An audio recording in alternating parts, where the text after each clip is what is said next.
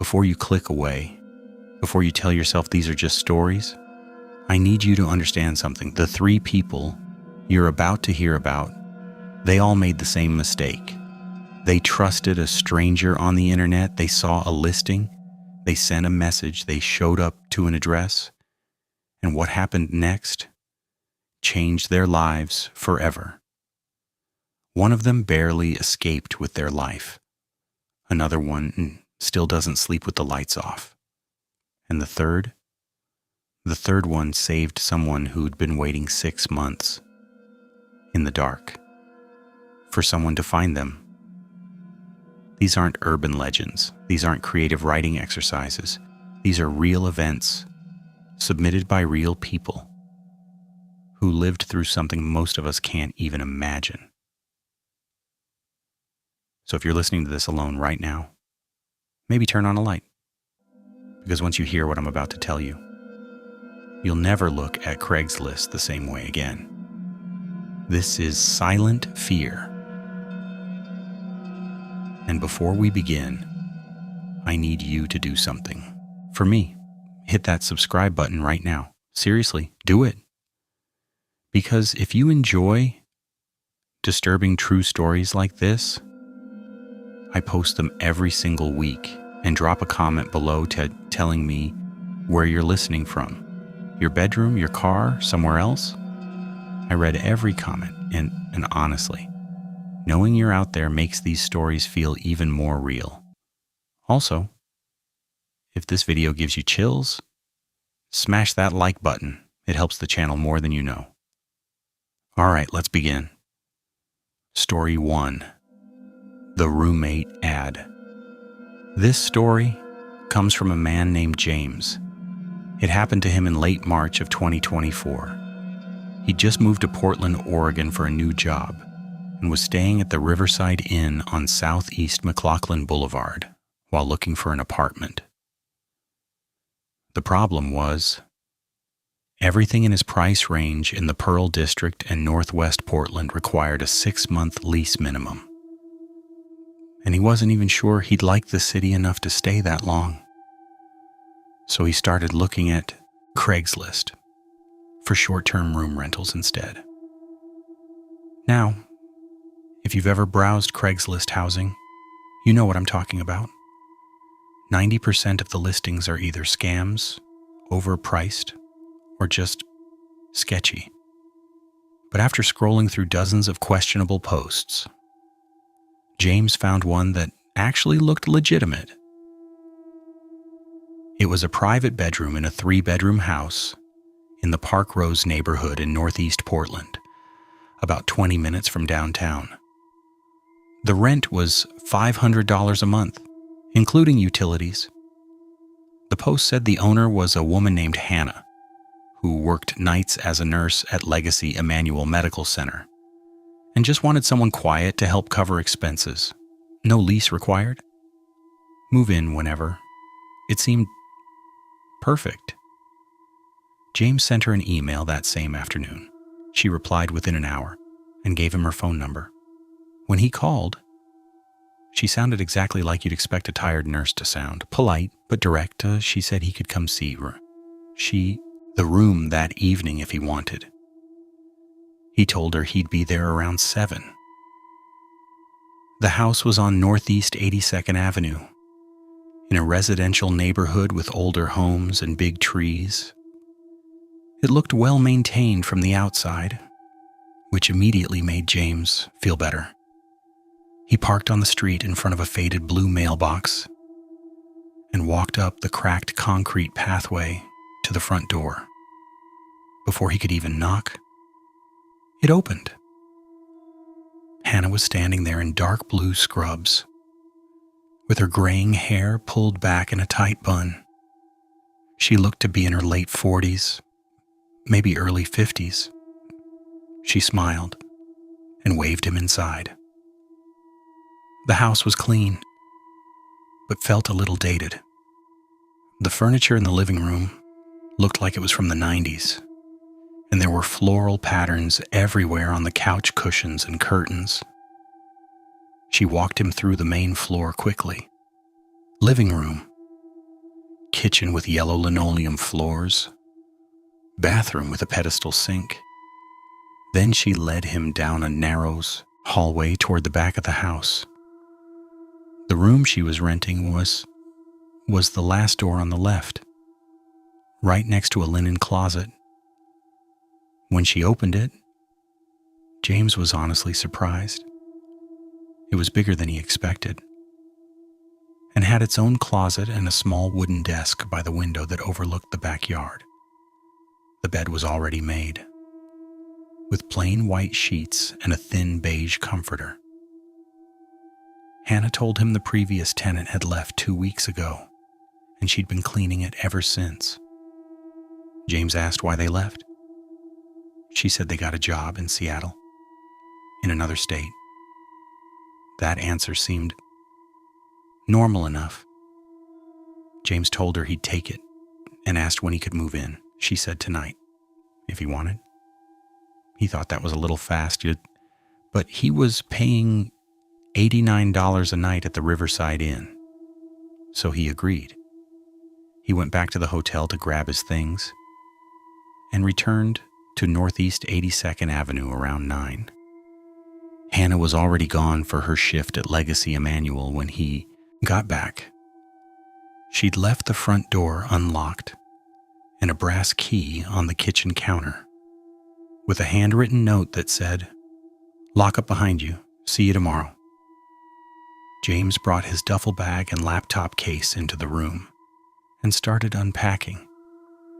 That's when he noticed the closet door didn't close all the way. It would swing open about an inch, no matter how many times he shut it. He figured the house was old, probably built in the 70s, and the frame was probably warped. It didn't bother him that much. He spent the next hour settling in, and then got into bed around 11. He was exhausted from moving, and fell asleep almost immediately. Sometime in the middle of the night, he woke up to a sound he couldn't place. It was faint, like something dragging across the hardwood floor beneath the carpet. James opened his eyes and stared at the water-stained ceiling, listening. The sound stopped. He told himself it was just the house settling, and closed his eyes again. Then he heard it again. This time, it was closer.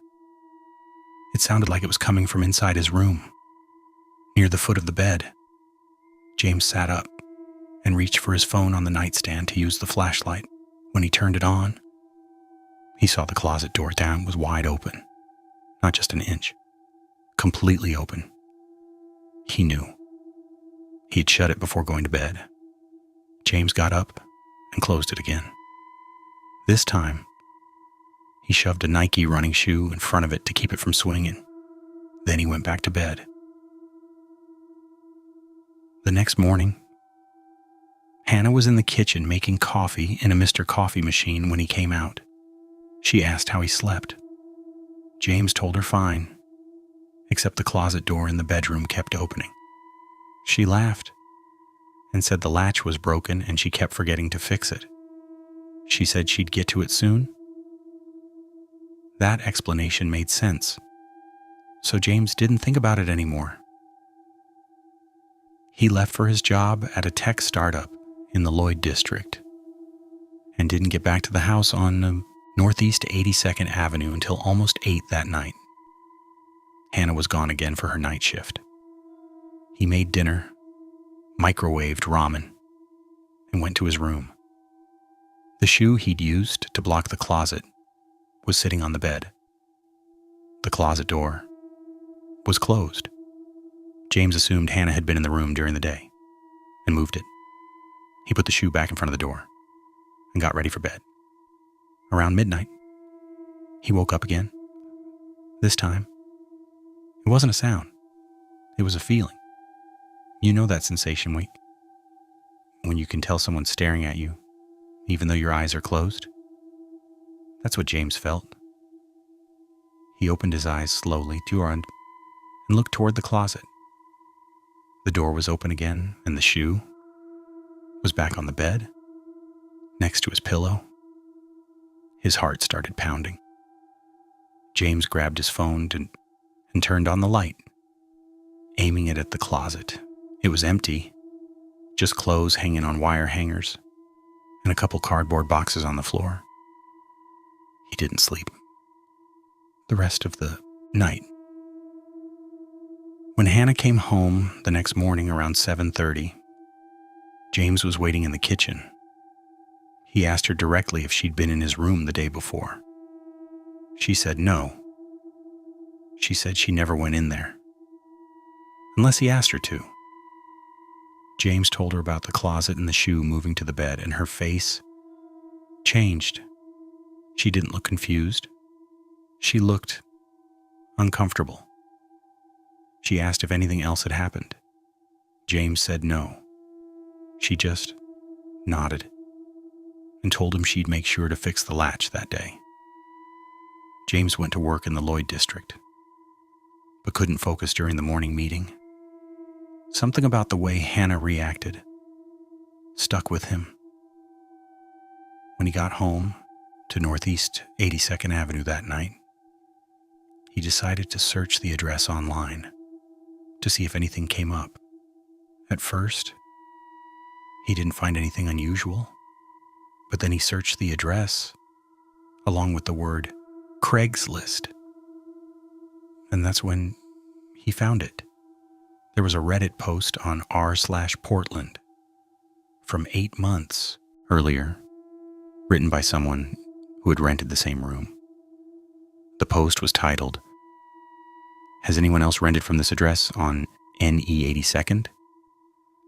The person described almost the exact same experience James was having. The closet door opening at night, items being moved, the feeling of being watched, but they also mentioned something James hadn't experienced yet. They said that on their 4th night, they woke up to someone standing at the foot of their bed. They couldn't see a face, just a silhouette. When they turned on the light, no one was there. They moved out. The next day, the post had dozens of replies. At least 5 other people said they had rented that same room on Northeast 82nd Avenue and experienced similar things. One person said they heard whispering coming from inside the closet. Another said they woke up to the covers being slowly pulled off them. A few people said Hannah always acted like she had no idea what they were talking about when they brought it up. James felt sick, reading it in the dim light of his room. He immediately started packing his things, his clothes, his laptop, everything. He didn't care about losing the $500 he'd already paid. He just wanted to leave the house in Park Rose. But before he could finish, he heard the front door open. Hannah was home early from Legacy Emanuel. James heard her walk down the hallway and stop outside his door. She knocked softly and asked if he was okay. He didn't answer. She knocked again and said his name. Then she said something, Shizzle, that made his blood run cold. She said, "I know you found the posts on Reddit, but you don't understand. It's not me. It's the house. It doesn't want people in that room." James stood there frozen, holding his duffel bag. She didn't knock again. He heard her footsteps walk away toward the kitchen at the front of the house. James waited 5 minutes, then grabbed his car keys and opened the door as quietly as he could. The hallway was empty. He walked fast toward the front door, past the living room with its floral couch, and just as he reached it, he heard the closet door in his room slam shut. He didn't look back. He got in his Honda Civic and left Northeast 82nd Avenue. James never contacted Hannah again. He never went back for the rest of his things. The books, the chargers, the jacket he'd left in the closet. And he never responded to the emails she sent to his Gmail account, asking where he went. A few weeks later, while staying with a coworker in Beaverton, he checked Craigslist again, out of curiosity. The same room on Northeast 82nd Avenue was listed again, with a new post, same description, same price, same promises. James reported the ad to Craigslist, but he doesn't know if anything ever came of it. All he knows is that someone else probably saw that post and thought it looked perfect, and he hopes they searched the address before they moved in, because he doesn't think Hannah was lying. He doesn't think it was her. He thinks something in that house in Park Rose really didn't want people in that room, and he thinks it's still there, waiting for the next person to answer the ad. Story 2. The furniture listing. This story comes from a man named Lev. He told me I could share it, as long as I changed some identifying details. It happened in the summer of 2025, when he and his girlfriend Sarah moved into their first apartment together in Sacramento, California. They'd found a small one-bedroom in the Midtown neighborhood on 21st Street, near Capitol Avenue. They didn't have much furniture, and were trying to furnish the place on a budget. Sarah suggested checking Craigslist for secondhand stuff, so they started browsing listings every night on her laptop. One evening, Sarah found a post for a full bedroom set, bed frame, mattress, dresser, and 2 nightstands. The photos looked good, solid oak wood, and the price was only $200 for everything. The post said the seller needed it gone by the weekend because they were moving out of state. Lev messaged the seller that same night. A man named Elias replied an hour later and said they could come pick it up the next day if they brought a truck. He gave them an address in Carmichael, a suburb about 30 minutes outside the city. Lev borrowed his dad's Ford F-150, and he and Sarah drove out to Elias's place the following afternoon, heading east on Fair Oaks Boulevard. The address was on Palm Avenue, a quiet street with ranch-style homes. When they pulled up to the house, they saw a small beige ranch with brown trim and a for sale sign from Century 21 planted in the front yard. Elias was standing in the driveway, waiting for them. He looked to be in his 60s, wearing faded Levi's jeans and a red flannel shirt. He had a gray beard and seemed friendly enough. Elias led them inside through the garage and showed them the furniture. It was all in the master bedroom at the back of the house, past a hallway lined with family photos. The set looked even better in person. Solid wood, barely any scratches. Heavy construction. Lev asked why he was selling it so cheap. Elias paused, looked down at his work boots, and said he just wanted it out of the house. He said his wife had passed away 6 months ago from cancer, and he couldn't stand looking at it anymore. He said they'd bought the set together at a furniture store in Roseville 20 years ago. That explanation made sense, and Lev felt bad for bringing it up. They loaded everything into the truck bed. With Elias's help, the dresser was especially heavy, and they had to use furniture straps. Before they left the driveway on Palm Avenue, Elias handed Lev a small manila envelope and said there were some spare screws and bolts inside, in case they needed them for assembly. Lev thanked him, and they drove back to their apartment in Midtown Sacramento. It took them a few hours, to get everything up the narrow staircase to their second-floor unit and assembled in the bedroom. By the time they finished, it was almost 10 at night. They made the bed with their own navy blue sheets from Target and collapsed onto it, exhausted. Sarah joked that for $200, it was the best deal they'd ever gotten. Lev agreed, running his hand along the smooth wood of the headboard. That first night in their apartment on 21st Street, nothing unusual happened. They both slept fine. But the next night, Lev woke up around 3 in the morning to the sound of one of the dresser drawers opening. He could hear it, sliding out slowly on its tracks. Lev sat up and looked toward the dresser across from the bed. The top drawer was open about halfway. He figured he hadn't closed it all the way earlier and got up to shut it. When he pushed it closed, he noticed the drawer felt heavier than it should. He opened it again and looked inside. It was empty, except for the manila envelope Elias had given them. Lev had put it in there and forgotten about it. He went back to bed in their apartment and didn't think much of it, but the following night, the same thing happened. The drawer opened around 3 in the morning. This time, Sarah heard it too. She asked Lev if he'd closed it. He said he had. He'd made sure to push it all the way in.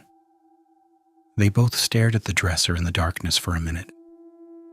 Then Lev got up and shut it again. He made sure it was completely closed this time, pushing hard until he heard it click. The next morning, while Lev was making coffee in their small kitchen, Sarah mentioned that she'd been having strange dreams since they got the furniture from Palm Avenue. She said she kept dreaming about a woman standing in the corner of their bedroom, watching them sleep. She described the woman as older, with long gray hair. Lev told her it was probably just stress from the move and starting her new job at the library. But he didn't mention that he'd been having similar dreams that night. Lev decided to test something. Before going to bed in their midtown apartment, he stacked a few books on top of the dresser, directly in front of the drawer. A Stephen King novel, a cookbook, a college textbook. He figured if the drawer opened on its own, the books would fall. He didn't tell Sarah what he was doing because he didn't want to scare her. Around 2:45 in the morning, Lev woke up to the sound of something hitting the hardwood floor. He turned on the lamp on the nightstand and saw the books scattered across the room. The Stephen King book was near the door. The cookbook was by the closet. The dresser drawer was open again. But this time, something was different. The manila envelope Elias had given them was sitting on top of the dresser. Lev knew he had left it inside the drawer. He picked it up with shaking hands and looked inside. There were no screws or bolts. Instead, there was a folded piece of lined notebook paper. Lev unfolded it carefully and read the handwritten note in blue ink. It said, "I'm sorry, I didn't know what else to do. She won't leave. She's in the furniture. I can't live with her anymore." Lev woke Sarah up and showed her the note. She looked terrified, her eyes wide in the lamplight. She asked what it meant. Lev said he didn't know. They spent the rest of the night sitting on the couch in the living room of their apartment with all the lights on. Neither of them wanted to go back into the bedroom the next morning around 8. Lev called the phone number Elias had texted from. The number went straight to voicemail. He tried again a few hours later. Same thing, just a generic automated message. Sarah suggested they just get rid of the furniture from Palm Avenue and forget about it. Lev agreed immediately. He posted the entire set on Craigslist Sacramento for free, just to get it out of the apartment on 21st Street as fast as possible. Within an hour, someone responded from a number with a 916 area code and said they'd come get it that afternoon. Lev and Sarah waited in the living room, watching through the window, while the person and their friend loaded everything into a white cargo van. Before they drove away down 21st Street, Lev almost ran down to tell them about the drawer and the note. But he didn't. He just wanted it gone. That night, Lev and Sarah slept on an air mattress in the bedroom. For the first time in days, nothing unusual happened. The room felt normal again. But Lev couldn't stop thinking about the note. He kept wondering what Elias meant when he wrote, "She's in the furniture." He decided to drive back to the house in Carmichael the next day to try to talk to Elias in person. When Lev arrived on Palm Avenue around 2 in the afternoon, the for sale sign was gone. The house looked empty. All the curtains were drawn. He knocked on the door anyway. No one answered. He walked around to the back and looked through the window of the master bedroom where they'd picked up the furniture. The house was completely cleared out. No furniture, no belongings, no pictures on the walls. Nothing. Lev drove back to Sacramento, feeling uneasy. A few days later, he died while reading the Sacramento Bee online. He saw an article that made his stomach drop. It was about a house fire that had occurred in Carmichael. The article said a man in his 60s had died in the fire on Palm Avenue. The name wasn't released pending notification of family, but the address matched exactly. The fire had happened 2 days after Lev and Sarah picked up the furniture. The article said it appeared to be intentional, that accelerant had been found in the master bedroom. Lev tried to convince himself it was a coincidence, but deep down, he knew it wasn't. He thought about the note. He thought about the dreams. He thought about the woman Sarah kept seeing, standing in the corner, and he realized that Elias hadn't been trying to sell them furniture. He'd been trying to give them something else, something he couldn't live with anymore, something he was willing to burn his own house down to escape. Lev never told Sarah about the article in the Sacramento Bee, and they never talked about the furniture from Palm Avenue again. But sometimes, late at night in their apartment on 21st Street, he still wonders who has it now, and if they've started having the same dreams, if they've found the same note. Story 3, the job posting. This last story was submitted to me by a woman named Charlotte. She asked me not to use her last name or the specific city where this happened, but she wanted her story told. It happened in January of this year when she was looking for part-time work to help pay off student loans from UC Davis. She was living in a studio apartment in Roseville, California, and browsing Craigslist one afternoon on a Tuesday. She came across a listing in the jobs section for a personal assistant position. The post said the employer was a retired businessman who needed help organizing files and managing correspondence. It was $20 an hour, flexible schedule, and only required about 15 hours a week. The listing included an email address, but no phone number. Charlotte sent her resume that same day. Within a few hours, she got a response from someone who signed the email as R. Harrington. He thanked her for applying and asked if she could come in for an interview the following evening at his home office. He included an address in a gated community called Sterling Oaks, about 40 minutes away in El Dorado Hills. Charlotte agreed and confirmed the time, 6:30 in the evening. The next evening, Charlotte drove out to the address in her Toyota Corolla, taking Highway 50 east. The neighborhood was upscale, big houses with 3-car garages, manicured lawns with professional landscaping, a security gate at the entrance with a uniformed guard. She gave the guard Mr. Harrington's name and address. He checked his clipboard and waved her through. The house was at the end of a cul-de-sac called Ridgeview Court.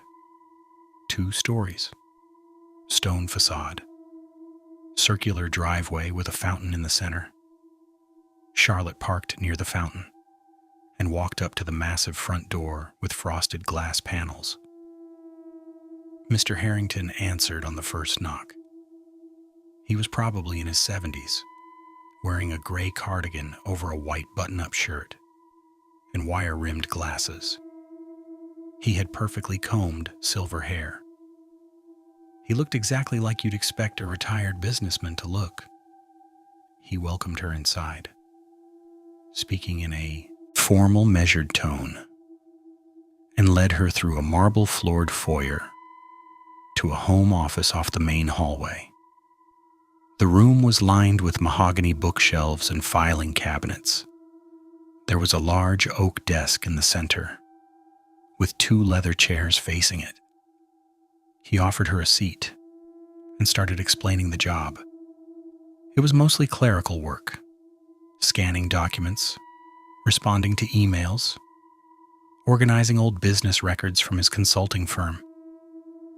He said he used to have a full-time assistant, but she'd left 6 months ago in June, and he hadn't found anyone reliable since.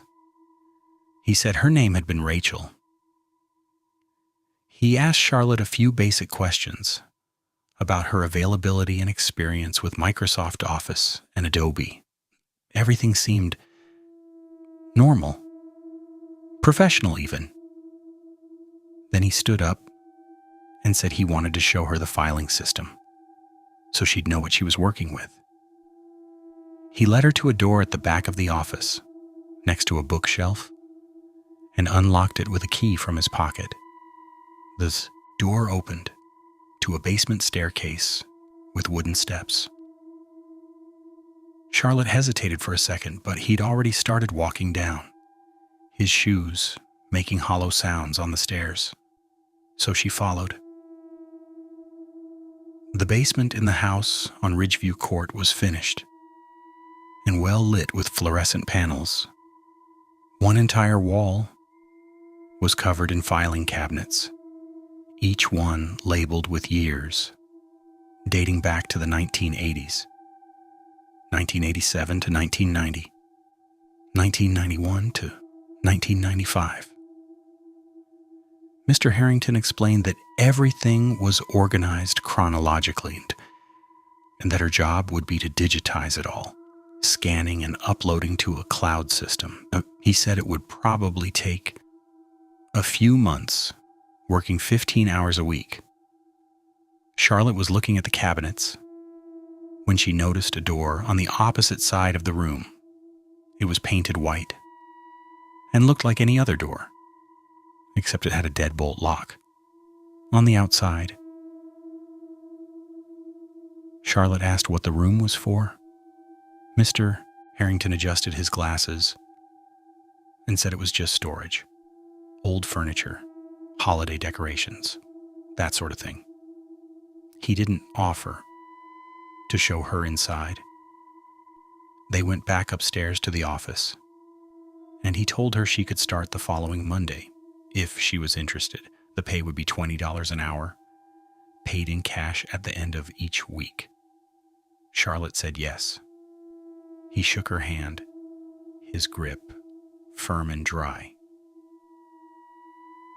As she was leaving through the front door, He reminded her to park in the same spot by the fountain and to let herself in through the side door near the garage when she arrived for work. He said the front door would be locked during the day because he didn't like being disturbed by solicitors. He would leave the side door open for her. Charlotte started the job that Monday morning. She arrived at 9 at the house on Ridgeview Court. Mr. Harrington greeted her at the side door near the 3-car garage and showed her to the office. He said he'd be upstairs in his bedroom working on personal matters, writing correspondence, and to call his cell phone if she needed anything. Then he left her alone in the office. The work was exactly what he'd described. Boring, but easy. Charlotte spent the first few hours scanning documents from 1993 and uploading them to a Dropbox account he'd set up. Around lunchtime, she took a break and went to the kitchen to eat the turkey sandwich she'd brought. The house was completely silent. She didn't hear Mr. Harrington moving around upstairs at all. After lunch, she went back to the office and continued working on files from 1994. Around 3 in the afternoon, she heard something that made her stop scanning. It was a faint thumping sound, like someone knocking on a wall. 3 deliberate knocks. It seemed to be coming from below her, from the basement. Charlotte stood up from the desk and listened. The sound came again. 3 quick thumps. Then silence. She walked to the basement door in the back of the office and opened it. The lights were still on downstairs, the fluorescent panels humming. She called out, asking if Mr. Harrington was down there. No response. She walked halfway down the wooden stairs and called again. Mr. Harrington? Still nothing. She went back up and closed the door. Told herself it was probably just the house settling, or pipes in the walls. She worked for another hour, and then packed up her laptop to leave around 4:30. Mr. Harrington appeared in the doorway of the office, just as she was putting her things in her bag. He asked how the day went. Charlotte said fine, that she'd made good progress. She almost mentioned the thumping sound, but decided not to. She figured it was probably nothing. She came back on Wednesday and Friday that week. Both days at the house on Ridgeview Court were uneventful, just scanning, uploading, organizing, but the following Monday, Charlotte arrived at 9 to find the side door unlocked and slightly open. She called out Mr. Harrington's name as she stepped inside the house. No answer. She walked to the office and found a handwritten note on the desk. It said he'd had to step out for a medical appointment at Mercy Hospital and would be back around noon. He told her to go ahead and start working. Charlotte sat down and opened the filing cabinet to grab the next batch of documents from 1996. That's when she noticed something she hadn't seen before. One of the files was labeled differently than the others. Instead of years, it just had a first name written in black marker. Rachel. Charlotte pulled it out, her hands shaking slightly, and opened it. Inside were dozens of printed emails, all from the same Gmail account, racheldavis-4-2-7@gmail.com. The emails were to Mr. Harrington and dated from 6 months ago, May, early June. They were work-related at first, asking about filing systems and cloud storage. Professional, normal. But as Charlotte kept reading, they started to change. The tone became concerned. I don't feel comfortable being here when you're not in the office. Then scared. Why did you lock the basement door from the outside? You said I could leave when my hours were done." The last email in the folder was dated June 14th. It said, "Please, I don't feel safe here anymore. Please let me out. I won't tell anyone anything. I just want to go home." Charlotte closed the file and put it back in the cabinet with shaking hands. Her mind was racing. She thought about the dead-bolted door in the basement. She thought about the thumping sound. She thought about the assistant named Rachel, who Mr. Harrington said had left 6 months ago. Left or never left.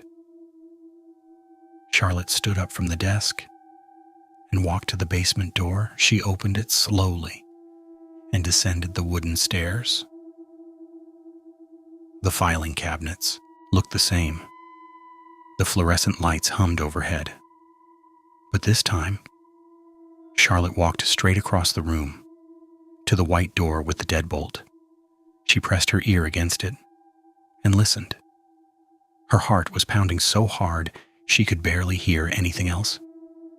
At first, there was nothing, just silence. Then she heard it. Breathing. Slow, shallow breathing on the other side of the door.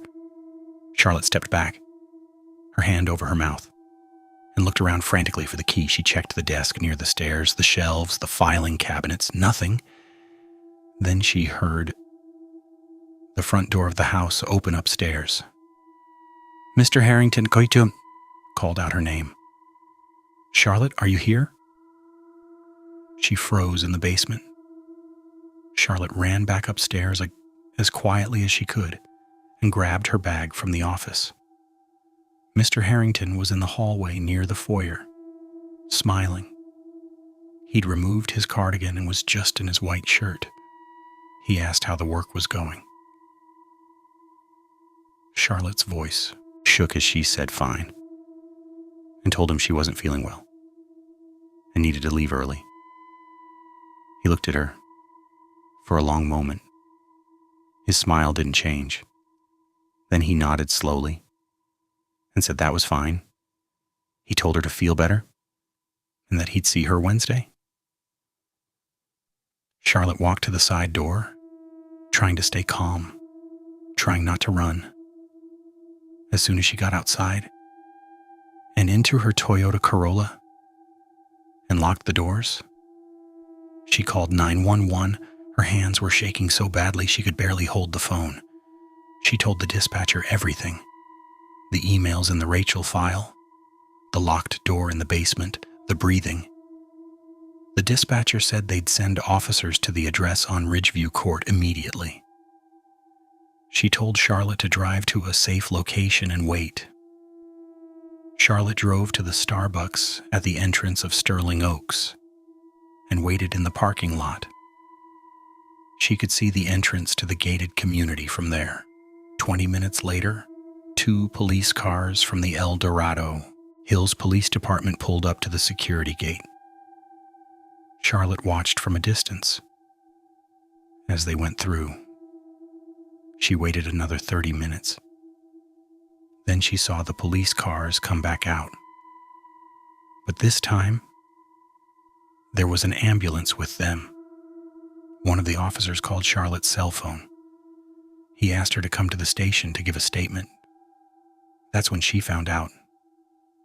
They'd found someone in the locked room, a woman. Her name was Rachel Davis. She was alive. Barely. She'd been locked in that room in the basement for 6 months, since June 14th. Mr. Harrington was arrested that day at the house on Ridgeview Court. The house was searched by forensic teams, and they found more evidence: journals, recordings, photos. The case made the local news, Channel 10, Channel 13, the Sacramento Bee.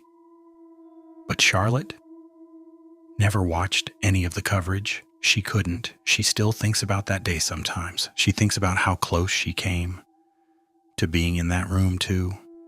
If she'd asked too many questions, if she'd seemed too curious, if she'd come back on Wednesday like he'd asked. And she thinks about how many other Craigslist job postings might be hiding something just as terrible. Charlotte never used the site again. Not for jobs, not for furniture, not for anything. And she tells everyone she knows the same thing. If something feels wrong, trust that feeling. Because sometimes the worst thing you can do is ignore it. Rachel survived. She's recovering now, somewhere safe. But she'll never be the same. None of them will. And that's it for tonight's stories. If you made it this far, thank you for listening. These stories are real, submitted by real people who lived through things no one should ever have to experience. James still checks every Craigslist listing for that address in Portland. Lev sold the air mattress and bought a completely new bedroom set from IKEA. And Charlotte doesn't sleep with her bedroom door unlocked anymore. If you have a story you'd like to share, you can send it to me through the community tab. I read every single one.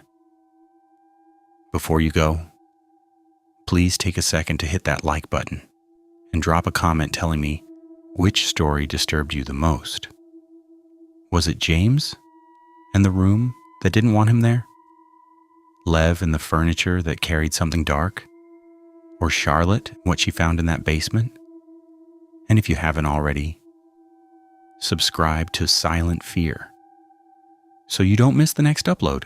I post every week, and trust me, the stories only get darker from here. Stay safe out there, and remember, not everything you find online is what it seems. Lock your doors tonight, check your closets, and maybe, just maybe, stay off Craigslist for a while.